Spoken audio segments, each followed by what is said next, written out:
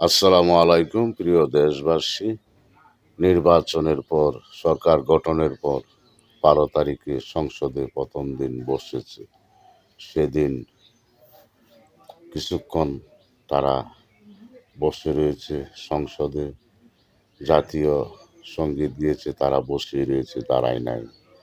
তো speaker, deputy speaker করেছে, তারা হা না কিছুই বলে নাই, চুপ করে রয়েছে এই রাজাকার। আবার রাষ্ট্রপতি ভাষণের সময় ওরা বরকট করে বের হয়ে গেছে। ওরা ফ্যাসিস্টের রাষ্ট্রপতির ভাষণ শুনবে না। তারা যে রাজাকার এখনো শেষ নয়, তারা ১৫ তারিখে আবার সংসদে গিয়ে বলতেছে রাষ্ট্রপতির ভাষণের পক্ষে কথা বলতে ৫০ ঘন্টা বরাদ্দ করতে সংসদে।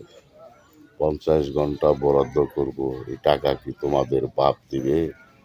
হ্যাঁ, রাজাকারের দল, ৭১-এর শত্রু তোমরা, তো বাংলাদেশের সংবিধানই মানো না। তোমরা সংসদে গিয়ে সংসদকে কলঙ্ক করেছ, আবার যা খুশি তাই বলতেছ। সাংসদ কি চিড়িয়াখানা পেয়েছ যে তোমরা আবার কেন চিড়িয়াখানার বাদরের মতো নাচতেছ?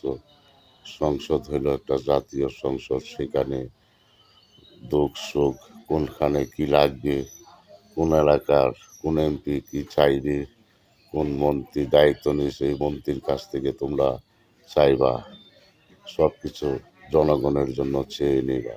সংসদে গিয়ে তোমরা এই ৭১-এর মুক্তিযোদ্ধাকে অপমান করবা, আর বাংলাদেশের সব সংবিধানকে অমান্য করে যা খুশি তাই বলবা।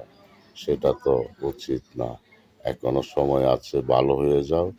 আবার এনসিপি, তাদের সাথে জোট করে তোমরা পচে গিয়েছো। তোমরা ছেলে মানুষ, ভালো রাজনীতির সাথে থাকলে ভালো কিছু শিখতে পারতা।